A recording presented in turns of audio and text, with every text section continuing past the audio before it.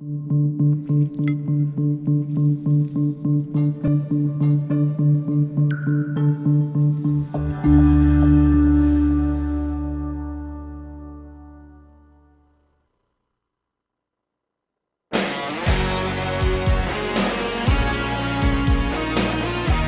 to Legends in Leadership, brought to you by ISF and the Carrington Group.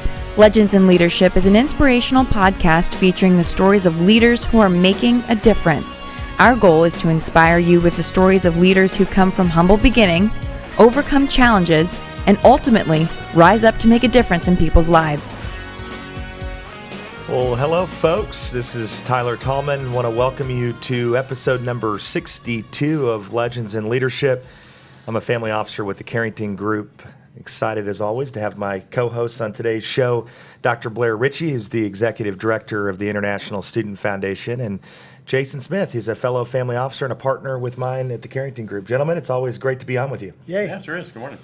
We like to kick off each week with a little bit of leadership trivia. We're fascinated by the stories of leaders who, like us, come from humble beginnings and then rise up as a leader to make a difference in people's lives. So as always, Dr. Blair, who's the head of our leadership trivia, has got something teed up for us. What is it today? That's a great title there for me. Yeah, you know, today I've got this date in history that I think you guys might be able to grab this leader. Today's legendary leader may not meet the standards that many people require for leaders, but if the essence of leadership is influence, which is how we define influence or leadership around here, then this young lady was certainly a leader.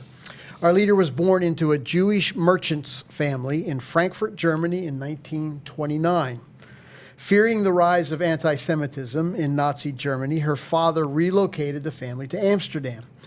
When Hitler invaded the Netherlands, the father saw the inevitable and began furnishing a hiding place in the annex of his business premises. On her 13th birthday, just 2 days before going into hiding, our leader was gifted a diary, and for the next 2 years, she wrote about events in the secret annex, along with her own thoughts and feelings. In August of 1944, the Nazi police raided the secret hiding place, and her family was carted off to Auschwitz. By February of the next year, she had contracted typhus, and on this day, 75 years ago, she died at the age of 15. But her diary was not destroyed and became the most famous personal account of the Holocaust. Still today, her voice continues to remind us that this kind of evil, hatred, and racism have no place in a civilized world. So who is this legendary leader? I'll be back at the close with the answer. Blair, we're excited that you actually gave us a trivia question that I think everybody at the table knows. As a matter of fact, our guest today, she already kind of whispered it to me, but we're going to wait till the end and let her reveal it. I felt like I needed to throw a softball out there. Well, yeah. No, I appreciate After that. so many whiffs, right? Well, I'm excited about today's guest, Froswa Booker-Drew. She was born and raised in Shreveport, Louisiana. She joined the State Fair of Texas in 2016 as the Director of Community Affairs and Strategic Alliances.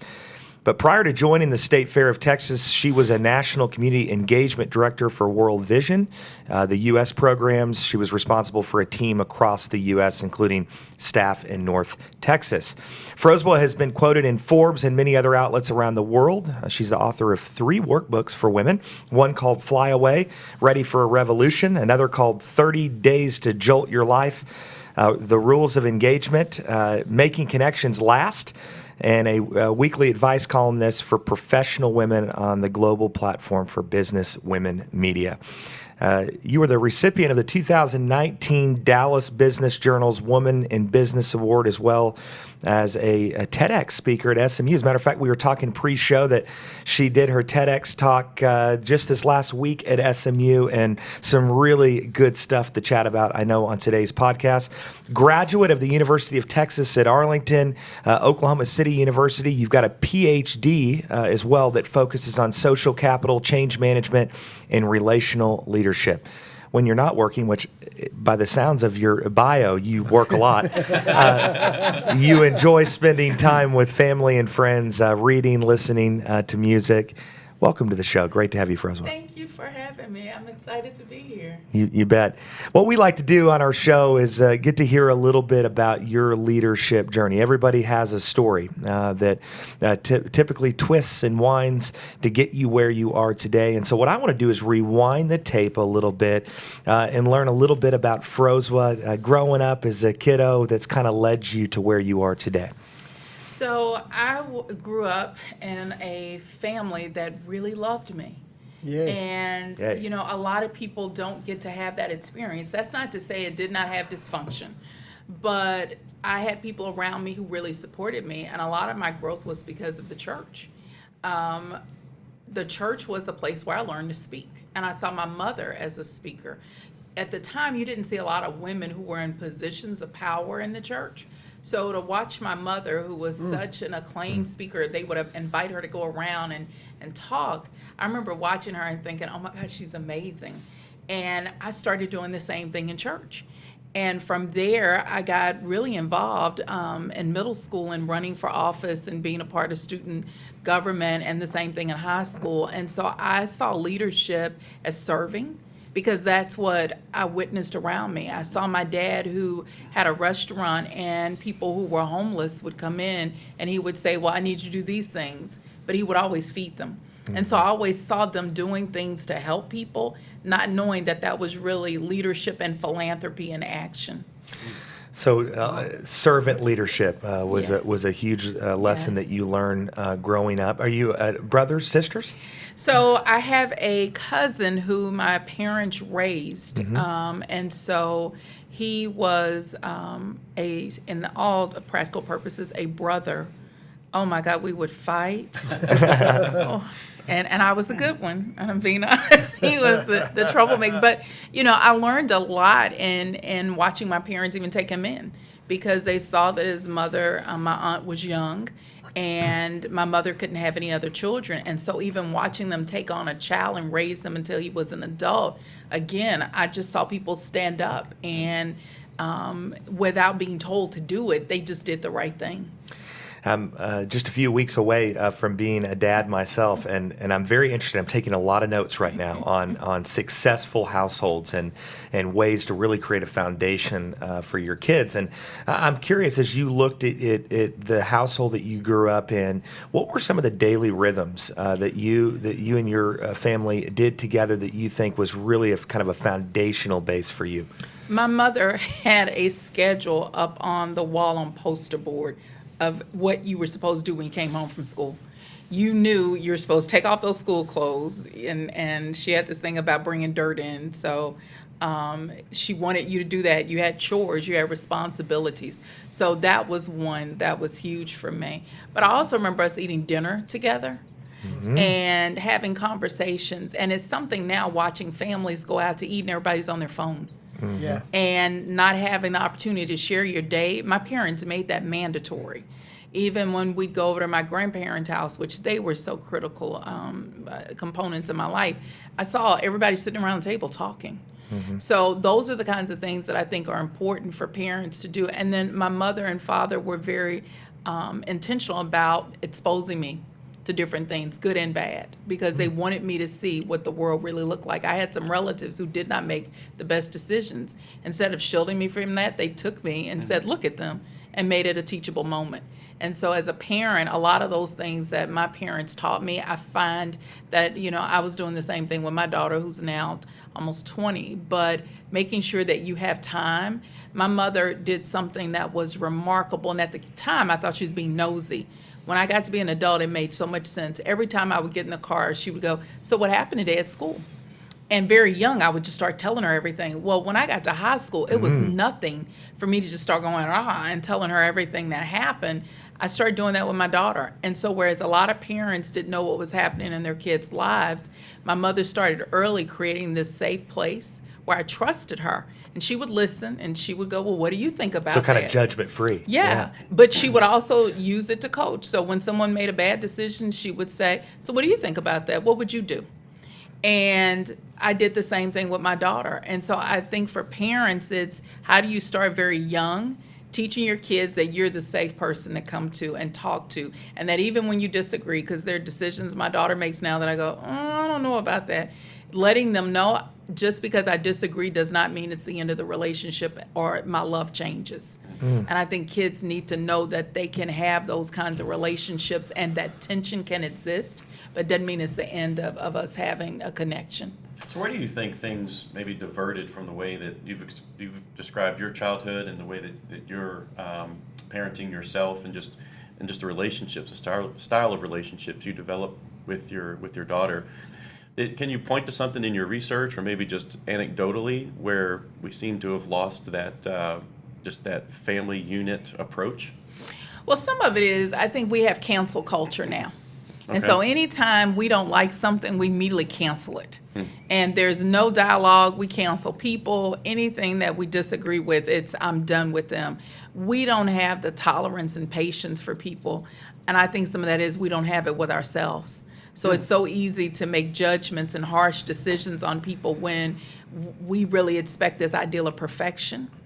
And I think it's so easy to do that to other people when we feel that we can't make it. You sometimes transfer that onto others and not give them the opportunity to be. My parents did that. They gave me the space to be a kid. Okay. I think so often we expect our kids to come in this world and be adults and sit still and don't move. Well, kids don't do that, and they learn by playing. And I think it's between the cancel culture and technology, I think for many of us, we are so busy that we don't have the space or create the space to have time just to be. I remember I was talking to a young lady at an event, and she goes, I want to do something. I need to do something to stop all that's going on. And I started laughing. I said, you know what you can do? Stop. I just need you to be.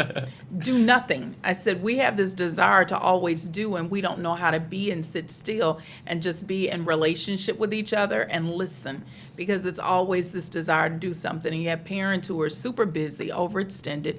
You have kids who have calendars out of this world. Yes. And somewhere there's the disconnect between let's just have some time together and let me get to know you as your parent. Let you get to know who I am, and I get to see who you are as a person. We've lost that. And technology has also contributed that between the gaming culture and between, Facebook and social media. We spend so much time on those platforms. I don't think we spend enough time just being in relationship with each other. Yeah.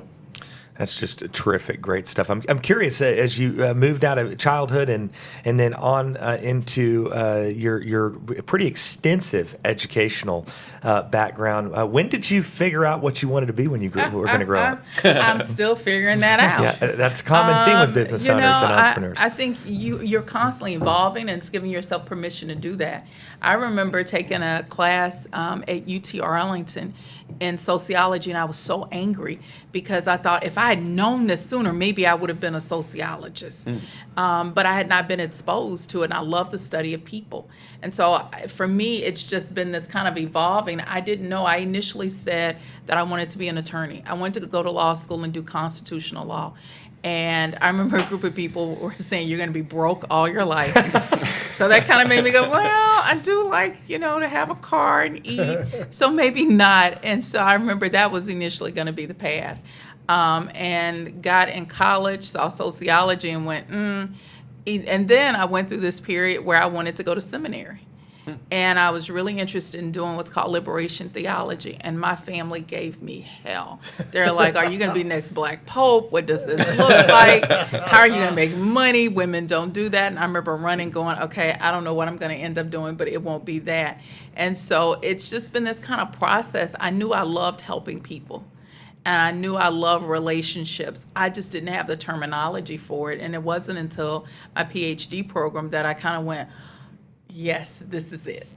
So I always encourage people, take your time. Some people get it really early and figure it out. And for me, it was just this kind of process where I knew what I enjoyed doing. I just didn't know what it was going to look like. And it continues to unfold. So you just recently, it was last week, I believe you said you did a TEDx talk at Yes. SMU, and we got to talking a little bit about some of the substance of that talk. Walk us through the things that you learned coming out of your PhD program from a leadership perspective and how that really kind of merged into your TEDx talk and it's really kind of made you or shaped you, or at least your beliefs today. Tell us a little bit about that. You know, when I went to Antioch is such a progressive school. So coming from the deep South and then living in Texas and going to a school that is just so, progressive is an understatement. I saw so many different kinds of people that I was not necessarily exposed to growing up. And I always say Antioch not only challenged me intellectually, it challenged my love walk. Because I had to be in relationship and in community with a cohort of people who were from different parts of the world, who had different life experiences, their situations in life were different, and it really forced me to think about relationships in a very different way. And I remember going into the program going, I want to do something called asset-based community development, which basically is in every community there are assets. I don't care how poor a community is, they have assets that exist. And there are these two authors who talk about every community has these 5 different things. It's associations, institutions, open space, the local economy, associations, I hope I didn't say them or repeat them, but anyway, they said that all these communities have that. So that's what I wanted to do, because I learned when people know what resources exist, they can make things happen. And my professor said to me, I don't think that's really what you want to do. She goes, you like people too much and you're intrigued by relationships. I need you to read this article on this idea called social capital. And I read it and went, that is it. That's what I want to do. And I started researching and learning more about how relationships really move things. And learned about this man named Robert Putnam, who, he came to Dallas, and I joke about, that was the first time in my life I was an academic groupie, because I'm following the man around. I was just like, oh my God, I can't believe it's you. And Putnam wrote this book in 2010 called Bowling Alone. And what he says in the book is that communities that have really high social capital don't have crime as much, they're higher educational outcomes, and people vote. And so that's just kind of summarized in the book that's like this. But I became so intrigued in thinking about how do we use relationships. And so my research brought together a group of women who were so diverse. And the whole goal was to see if these women would share their relationships. And I used something called Immunity to Change by these authors out of Harvard to use that as a tool. And watching these women 5+ years later still are in relationships says something about when people have safe spaces to talk. I don't care what they look like. If they can talk and listen, they'll build trust, because that's really the glue to social capital. I also learned that when you put these women together and they start sharing their stories, what happens is something called perception transformation. So what I may have thought about you, once we start talking, my mind goes, well, I don't know if I believe that anymore. And then I noticed that these women start having these moments of cognitive dissonance, and which is basically you're going, I believe something, but you're challenging my belief. I don't know if I'm comfortable with that. I got to deal with what I'm feeling. So could what I believe be wrong? And they started going through that, because I remember we had 2 women. One was African American and one was Anglo, and they were both unemployed. And the way these women experienced unemployment was so different. But listening to them talk about how it made them feel, they connected because of the emotion. And I think that's the thing that we miss, is emotions are really the things that are the thing that really keeps us connected, whether it's anger, because that can keep us connected, or if it's love. And so I notice when we have those opportunities, that is the place where we can really meet each other. And so that's really what I talked about at the TED Talk was, how do we look at presence and proximity, showing up and being in these spaces, even though it's uncomfortable and different. How do we show up and not run from those experiences and be okay with questioning the discomfort of what that relationship brings or what someone says, instead of going, you're wrong, wrestle with, well, why is that to me wrong? And instead of attacking, begin to really question and deal with the tension of it. And so that was really the premise of the talk. And it's been my whole journey is being in those spaces where I've had to be challenged with ideas that were so different than mine. And instead of going, you're wrong, recognizing that multiple realities can exist at the same time. Wow. We focus so much on this ideal of either or that we don't take a lot of time to do both and you can be right and I can be right at the same time. That doesn't diminish you or me at all, or what we think. I love that. Multiple realities can exist at the same time. Well, it's like our podcast. Yeah, right. Yeah. Well, I'm curious, the application of this, almost universal to families, Yes. to businesses, to Yes. cultures and organizations. Talk a little bit about that aspect of it, especially for our business leaders who are listening. And how does one create that kind of culture or atmosphere in a corporate setting, say, where that kind of social capital experience can actually increase productivity, can make a Yes. difference up and down the organization? I always encourage businesses to think about cross-pollination. How do you bring people in from different departments to share information? Because what happens is we always have people do the exact same thing, which tend to think just alike. How do you bring the folks from accounting in with the people that are doing communication? And over an issue, they share their perspectives because you're going to get unique information. The thing that's so challenging with social capital is that we tend to connect to people that are just like us, which is called bonding. Right. We don't do bridging social capital well, whether that's race or gender or ideology. So how do you, as a business leader, when there is an issue, bring all of these unique perspectives? Because you're going to get information that you would have never been exposed to. And that's the beautiful thing about relationships is when I have people that are different, I'm going to get information I'd never been aware of and go, because that hasn't been a part of my journey. So I'm always encouraging, what does it look like for you to have these kind of cross-pollination opportunities where people are learning each other's jobs, but when there is a problem, you're bringing people to the table to solve for that problem. I think we focus so much on the chaos and not really look at what's an opportunity for growth. And having all those different voices at the table can do that. I strongly encourage people, too, to read this book called Immunity to Change. It was one of the best books that I've ever read because what they basically say is an adult development theory, people can change. It does not matter your age. Because I would always hear when you got a certain age, you know, I'm like this, I'm not changing. And what they say is there's plateaus to learning, and that there are different mindsets that you have to be aware of. And as business leaders, you have to know that that exists, that you're going to have people who have different ways of seeing the world. How do you, as a business leader, do something that I love, Heifetz calls being on the balcony and the dance floor? And he talked about an adaptive leadership, that the person that's a good leader knows how to stand on the balcony and watch what's happening, but also can get on the dance floor and get in the midst of it. And leaders have to be able to go between those worlds to be able to see what's happening. I'm always afraid when a leader says, I need to do a 30,000-foot view. Because the problem with that is if you're that far up, everything looks like ants. So how do you really make decisions? But I like the analogy of the dance floor and the balcony. And for leaders, it is going to be important to be a part of your team, as a part of relationship building, and understand what they're doing, but also be able to step back and analyze the situation from a distance. And those are the kinds of things I would strongly encourage people to do. The immunity to change work, they've done this all over the world. So how do you use this idea of what is the problem in your organization? And the reason why they came up with it is when we have x-rays show us where the problem is.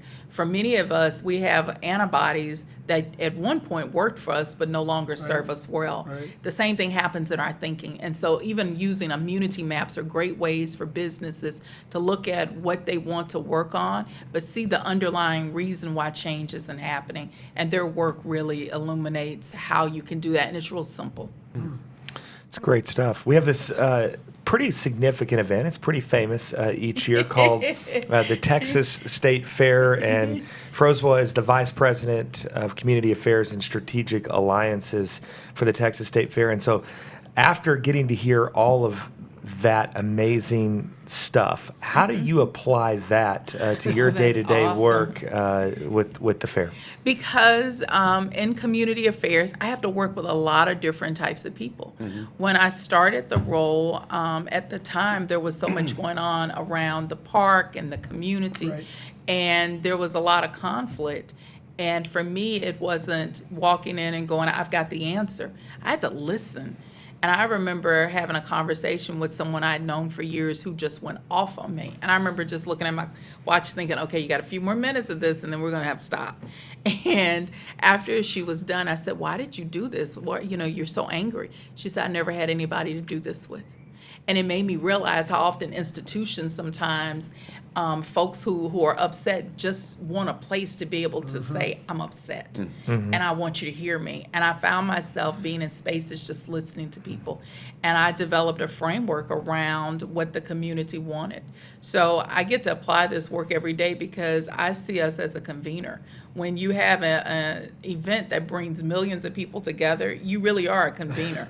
I mean, you see everything during the fair and all kinds of people. And so we do these things called Community Engagement Day where we bring nonprofits together. And my goal is to help them share social capital. At the same time, teaching them about what it looks like so that they stop saying, I need money, and helping them begin to see that there are resources all around you.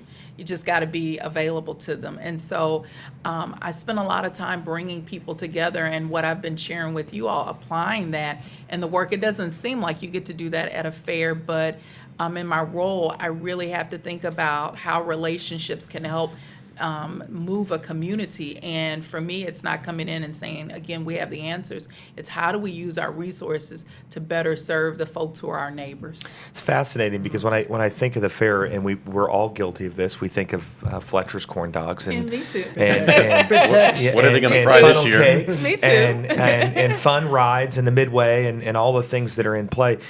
Share, if you can, a couple of examples, because what I'm hearing is that the state fair is just so much bigger than ourselves, and it really is this it's almost a cultural movement is what I'm hearing that happens each year. So share with us a couple of examples of this framework that you've created and where you've seen the impact of that framework in the community.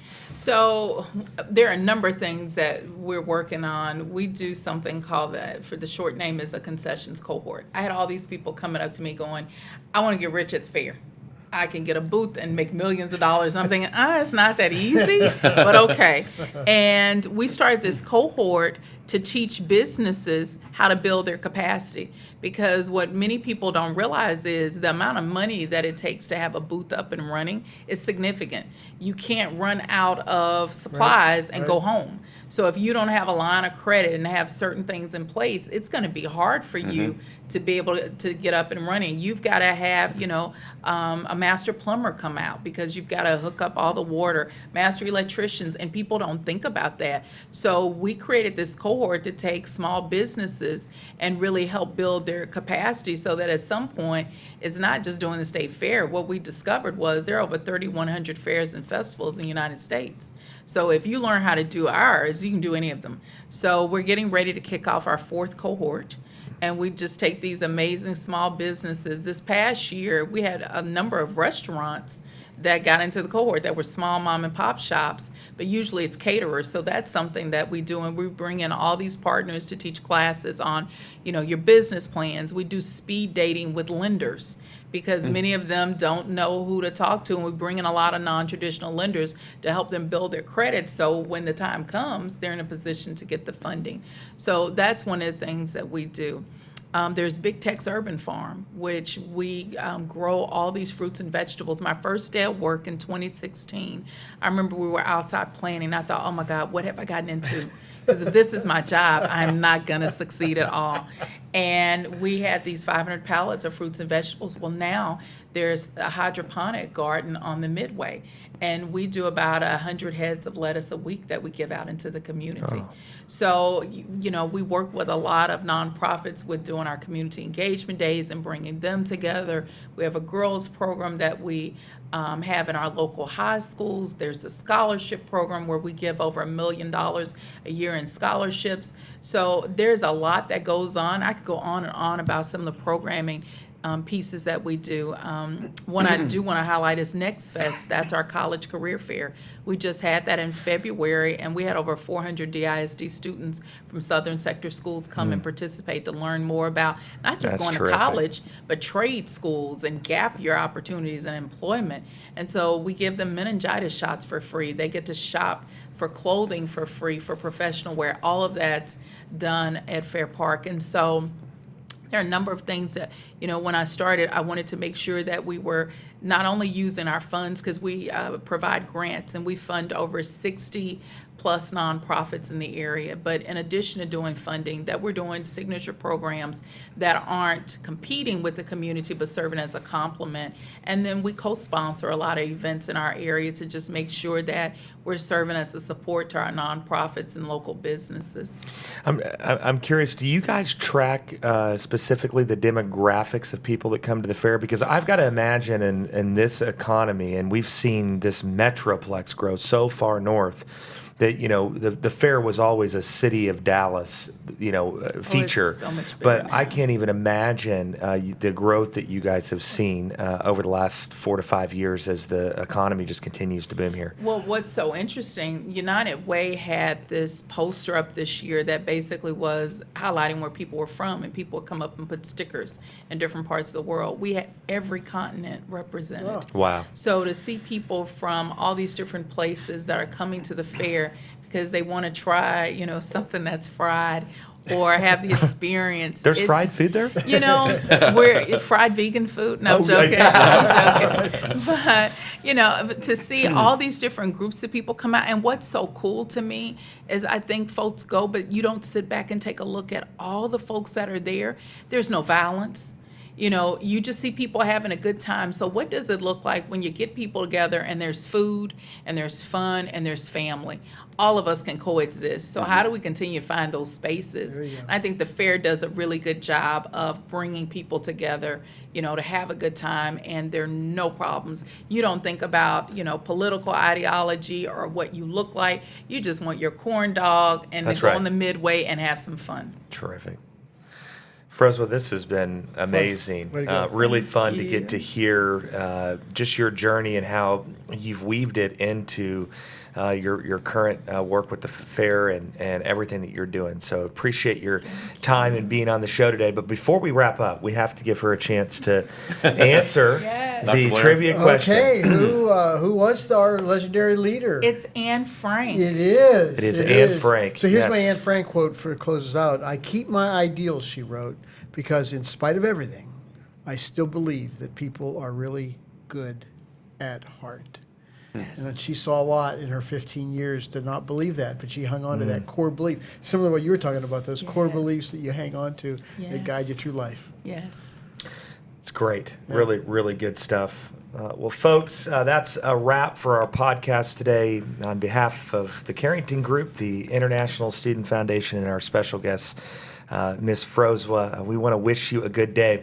And we want to leave you with this always. Remember this, that if your actions inspire others to dream more, do more, learn more, do more, and become more, then you are a leader. Have a great rest of your week. Legends in Leadership is brought to you by the Carrington Group. Carrington Group is a family office with a passion for helping business leaders and their families make smart choices and fulfill their highest aspirations.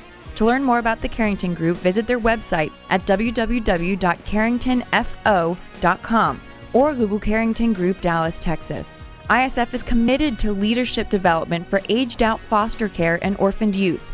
ISF's mission is to transform these youth into tomorrow's leaders with scholarships, mentoring, and leadership training. To learn more about ISF, visit their website at isfsite.org or Google International Student Foundation to learn more. Securities offered through Regulus Advisors, LLC, member FINRA/SIPC. Investment advisory services offered through Regal Investment Advisors, LLC, an SEC-registered investment advisor. Regulus Advisors and Regal Investment Advisors are affiliated entities. Carrington Group and this broadcast are independent of Regulus Advisors and Regal Investment Advisors.